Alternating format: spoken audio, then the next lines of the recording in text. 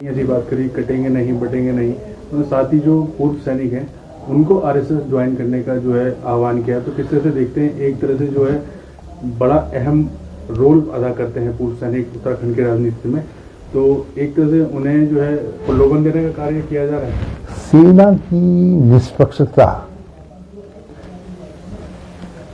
Neutrality in politics हमारी शक्ति है, डेमोक्रेसी की शक्ति है। हमने पाकिस्तान और अपने अड़ोस पड़ोस के मुल्कों में देखा है, सेना को चाहे वो एक्स सर्विसमैन ही क्यों न हो, उनको आप किस तरीके से अपने साथ जोड़ रहे हैं, और वो भी आप देश के अंदर एक विशेष तरीके की विचारधारा का प्रतिनिधित्व करने वाली संगठन के साथ जोड़ेंगे, तो इसके दूरगामी परिणाम देश के पर पड़ सकते हैं। और यदि इसको अभियान चला करके किया जा रहा है तो ये चिंताजनक पहलू है, ये चिंताजनक पहलू है। माननीय आदरणीय मोहन भागवत जी ने कहा है कि सब भारतीयों का डीएनए एक ही है, तो फिर ये डीएनए एक है तो फिर ये घृणा का प्रचार क्यों? यदि सभी राम की संतानें हैं, सभी सनातन धर्म के अनुयायी रहे हैं, तो एक बार जो सनातनी है वो हमेशा सनातनी है, तो आप फिर ये तनातनी क्यों? ये हिंदू मुसलमान क्यों? पहले जाति विद्वेष का शिकार हुआ देश, और कुछ जाति विशेषों को हमेशा शोषित किया गया, और अब हम धार्मिक विद्वेष की तरफ बढ़े, ये चिंता का विषय है। और हम जब उन्होंने कहा है मोहन भागवत जी ने, तो उसके कथन को मैं समझता हूं, उनके अनुयायी, उनकी विचारधारा पर विश्वास रखने वाले लोग गंभीरता से लेंगे, और जो असहिष्णुता उनके स्वभाव में किसी एक धर्म विशेष के लिए पैदा की जा रही है उसे दूर रहेंगे, क्योंकि धार्मिक कट्टरता, धार्मिक असहिष्णुता देश के लिए, लोकतंत्र के लिए, समाज के लिए घातक है। और जी जिस तरह से देखते हैं, जो एक वीडियो वायरल हुआ था जिसमें विधायक उमेश कुमार जो है वो जाते हैं अपने समर्थकों के साथ, और वहीं जो है मारपीट होती है। मुकदमा तो दर्ज हो गया है, मगर जिस तरह से लोग, जो हिस्ट्री शीटर है कल्ली, वो गिरफ्तार हुए। लोग चाह रहे हैं कि ऐसे जनप्रतिनिधि भी गिरफ्तार जरूर होने चाहिए, उन पर भी कड़ी कार्रवाई होनी चाहिए, ताकि संदेश जा सके समाज में, कोई भी इस तरह की हरकत न करे। एक चीज साफ दिखाई दे रहा है, वीडियो एविडेंस है, मारपीट हो रही है, खून निकल रहा है, मेडिकल है, वो गवाही दे रहे हैं, तो फिर उसके बाद जो है आप कह रहे नहीं माफ कर दो, या तो भाजपा में उनके आचरण के लिए माफी मांगे ना।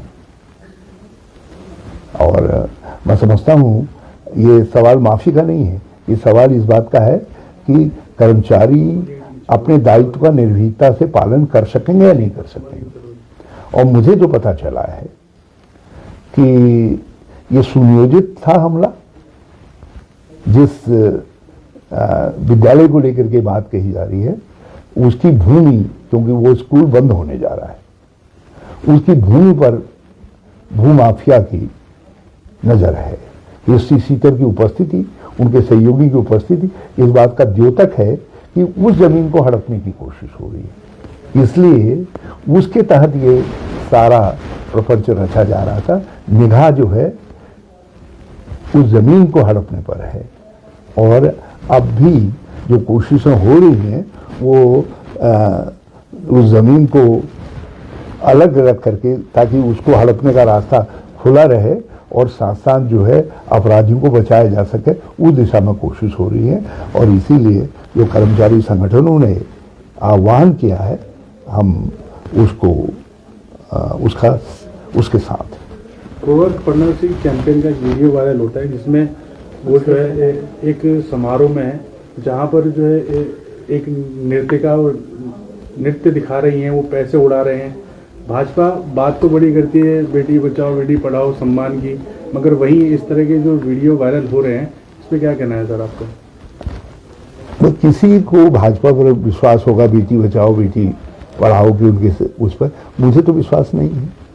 तो भाजपा का आम आचरण है, महिलाओं के प्रति कितना सम्मान है उनके मन में, इसी बात से स्पष्ट हो जाता है कि महिलाओं के प्रति बलात्कार और दूसरे तरीके के जो अपराध हैं उन अपराधों में भाजपा के नेताओं के नाम आ रहे हैं। अंकिता प्रकरण से लेकर के सांतरसा तक सब जगह जो है भाजपा के लोगों की संलिप्तता जग जाहिर है।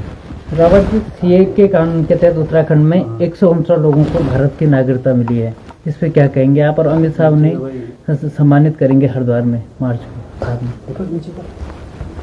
देखिए, भारत की नागरिकता यदि नियमानुसार दी गई है तो ठीक है, लेकिन सीए का जब तक सीए को लेकर के सर्वमान्यता नहीं बनती है तब तक सवाल खड़े होते रहे। रावत जी, एक सवाल है कि एक विधायक, भाजपा विधायक को जब पत्रकार ने पूछा कि गैरसैंण में आपको जब ठंड लगती है, तो उन्होंने उस पत्रकार के पिता पर उल्टा कटाक्ष करा कि आपको ठंड नहीं लगती, आप जैकेट पहन लो। क्या गैरसैंण आपने जो बनाया था वहाँ भवन, तो क्या लोग जानना नहीं चाहता आखिर क्यों बनाया तो गैरसैंण में? तो राजगीत भावना का सम्मान किया था, राजगीत ने सब गैरसैंण हमने तो उसका आदर किया है। जी जी, भाजपा उसका अनादर कर रही है, भाजपा के लोग निरंतर उसका अनादर कर रहे हैं। सर, राष्ट्रीय अध्यक्ष भी जो कांग्रेस के हैं उनको गिरफ्तारी हुई है, उसको किस तरह से देखते हैं? हम इसकी निंदा करते हैं। अभिव्यक्ति की स्वतंत्रता पर चोट है। राजनीतिक दल के आचरण का उस पर निर्णय करने का काम कोई दूसरा राजनीतिक दल नहीं करता है। आप अपनी बात कह सकते हैं, निर्णय तो जनता जनार्दन करेगी, लेकिन आप एक विरोध को, हमने विरोध उचित किया है या अनुचित किया है, ये फैसला करने वाले आप लोग नहीं होते हैं। उसका फैसला जो है जनता जनार्दन करेगी। आप उनको अपराधी कानूनों के तहत गिरफ्तार कर रहे हैं, एक राष्ट्रीय संगठन के राष्ट्रीय अध्यक्ष को, और जिन धाराओं में जिस तरीके से उनको गिरफ्तार किया गया है वो चिंतनीय है।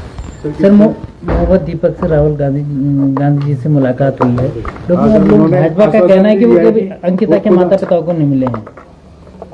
उनसे भी मिलेंगे, यदि उनका सुझाव यह है अंकिता के माता पिता से राहुल जी को मिलना चाहिए तो हम प्रयास करेंगे कि उनके माता पिता से भी उनकी भेंट हो।